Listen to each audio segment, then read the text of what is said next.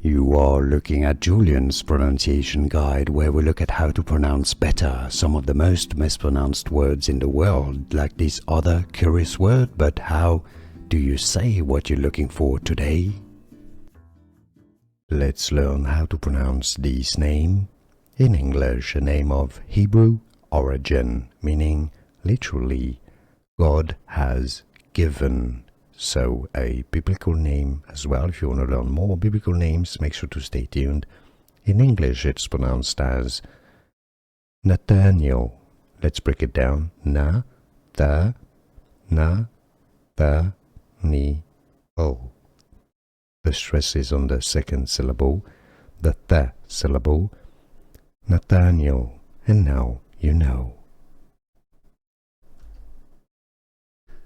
Here are more videos on how to pronounce more confusing words and names too many mispronounced. Like this video if you found it useful. I appreciate your support. I'll see you soon and thanks for watching.